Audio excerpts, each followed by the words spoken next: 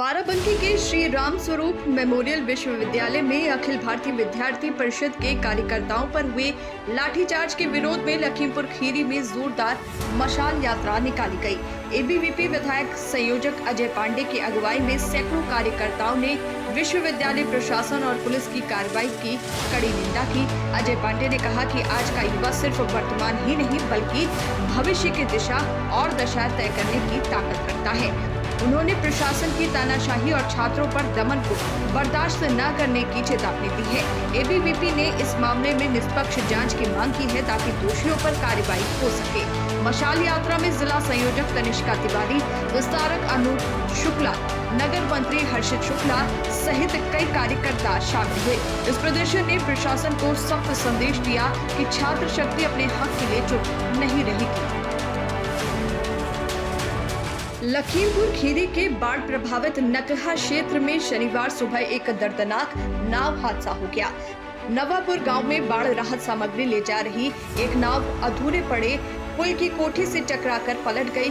नाव में 12 से 15 लोग सवार थे, जिनमें से 3 से 4 लोगों के डूबने की आशंका है।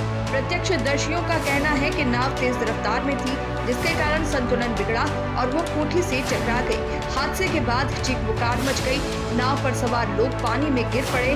आसपास के ग्रामीण तैरकर किनारे पहुंचे, लेकिन कुछ लोगों को ही बचा लिया गया, लेकिन 2 से 3 लोग अभी भी लापता हैं। प्रशासन ने तुरंत मौके पर पहुंचकर राहत और बचाव कार्य शुरू कर दिया है।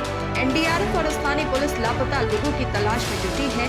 बाढ़ से पहले ही परेशान ग्रामीणों के लिए ये हादसा नई मुसीबत बन गया है। हाँ, नाव पर हम बैठे रहे और जब नाव लड़ी है कोठी में तब बूढ़ी है। सब लोग निकल आए नाव से? हाँ, सब लोग निकले, 2 लोग लापता हैं। उत्तर प्रदेश के बलिया जिले में दबंगों ने एक बार फिर हौसले दिखाए हैं। बांसडी कोतवाली क्षेत्र के पेवन के ढाला खेवसर में बाइक सवार दबंगों ने एक युवक पर ज्वलनशील पदार्थ फेंककर उसे बुरी तरह झुलसा दिया। परिजनों का कहना है कि दबंगों ने फोन कर युवक को घर से बुलाया और रास्ते में उस पर हमला कर दिया। हमले के बाद दबंग मौके से फरार हो गए हैं। घटना की सूचना मिलते ही ग्रामीणों ने तुरंत युवक को नजदीकी अस्पताल में पहुंचाया। हालत गंभीर होने की वजह से उसे वाराणसी के बीएचयू अस्पताल रेफर कर दिया गया है। स्थानीय लोगों में इस घटना से गुस्सा है। सूचना मिलते ही बांसडी पुलिस मौके पर पहुंची और जांच शुरू कर दी है। पुलिस ने बताया कि दबंगों की तलाश के लिए छापेमारी की जा रही है। इस घटना ने इलाके में दहशत पैदा कर दी है और लोग जल्द से जल्द आरोपियों की गिरफ्तारी की मांग कर रहे हैं। ग्राम सभा हुसैनाबाद का बांसडी थाना क्षेत्र का रहने वाला हूं। कल शाम को जब मैं लगभग 8:30 बजे अपने घर पर बैठा हुआ था तो उसी वक्त मुझे ग्राम सभा में ही सूचना मिली लोगों के द्वारा कि एक लड़का है जो अपने घर के बगल में ही करा रहा है दर्द से, उसका शरीर जला हुआ लग रहा है। मैं मौके पर पहुंचा तो पता चला कि लड़का गया था बगल के ही गांव कोई खेवसर ग्राम सभा है, वहां पर उसे किसी ने बुलाया था और वहीं पर उसे ज्वलनशील पदार्थ से उस पर हमला कर दिया गया है। मैं गया अपने गाड़ी की व्यवस्था करके लड़के को बांसडी सीएचसी अस्पताल लेकर गया। वहाँ पर मैंने निकटतम पुलिस थाने को सूचना की। वहाँ पर पुलिस फोर्स अपनी पहुँची और उन्होंने लड़के से बयान लिया। वहाँ पता चला कि लड़के को फ़ोन करके कोई बुलाया था, जहाँ 2-4 लड़के वहाँ से मौजूद थे जिन मोटरसाइकिल से, जिन्होंने उस पर ज्वलनशील पदार्थ के साथ हमला कर दिया। उसके बाद लड़की की हालत खराब हुई। बांसडी से उसको बलिया रेफर किया गया और बलिया से रेफर करने के बाद उसको वहाँ से बलिया से रात को 12:30 बजे बीएचयू रेफर कर दिया गया। लड़का बहुत ही खराब स्थिति में था। राजस्थान के करौली जिले के राजकीय उच्च माध्यमिक विद्यालय अरोरा मंडरालय में एग्री ब्लड फाउंडेशन की ओर से एक रक्तदान शिविर का आयोजन हुआ। फाउंडेशन के संयोजक रामप्रेम मीणा ने बताया कि समाज सेवी हरसहाय मीणा के जन्मदिन के मौके पर डॉक्टर महेश मीणा बीसीएमओ मंडरायल के मार्गदर्शन में ये शिविर लगाया गया है। इसमें 40 यूनिट ब्लड एकत्र हुआ। खास बात यह रही कि 3 महिलाओं ने रक्तदान कर सभी के लिए मिसाल पेश की है।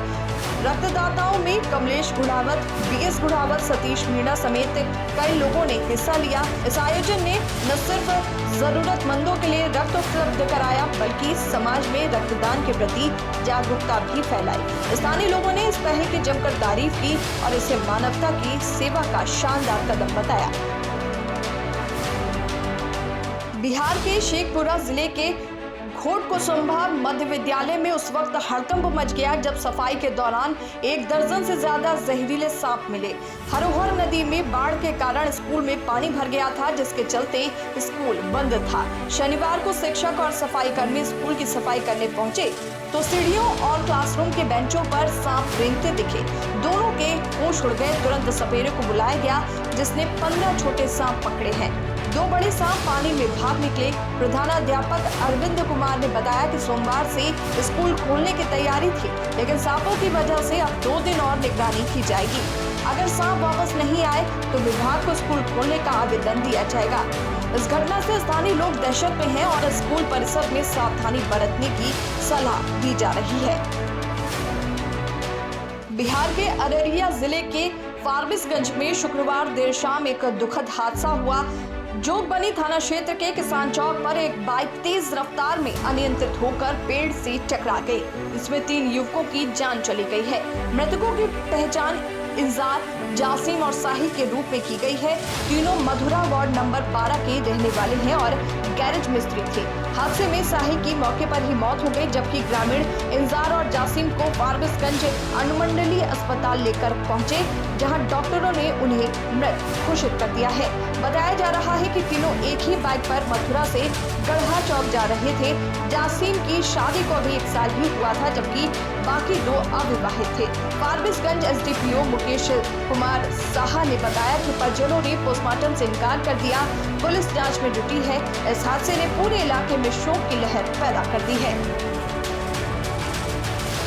किसान चौक है जो बड़ी थाना अंतर्गत की सूचना है। तीनों बाइक सवार की घटना सब यहाँ हॉस्पिटल में लाया गया। यहाँ डेथ क्लियर है, मृत्यु हो गई है और उसको ये परिजन ले गए हैं। अब लोग अग्रतर कार्रवाई भी जो है शुरू की जा रही है। एसएचओ को दिया। राजस्थान के करौली जिले के टोटा भीम क्षेत्र में भारी बारिश और बाढ़ ने भारी तबाही मचाई है। हुआ विधायक राजेंद्र मीणा ने प्रभावित गांवों का दौरा कर हालात का जायजा लिया। उन्होंने ट्रैक्टर पर सवार होकर करीरी, गाजीपुर, खेती, गोपालपुर जैसे गांवों का दौरा किया। विधायक ने बाढ़ से पीड़ित किसानों और परिवारों से मुलाकात की और उनकी समस्याएं सुनी। उन्होंने प्रशासन को जलभराव की समस्या दूर करने के निर्देश दिए और किसानों को फसलों के नुकसान का मुआवजा दिलाने का वादा किया। इस दौरान जिला कलेक्टर नीलाभ सक्सेना भी टोटा भीम के दौरे पर थे और दूसरे दिन प्रभावित इलाकों का जायजा ले रहे थे।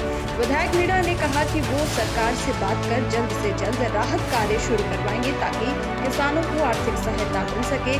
इस दौरे ने पीड़ितों में उम्मीद जगाई है कि उनकी मुश्किलें जल्द कम होंगी।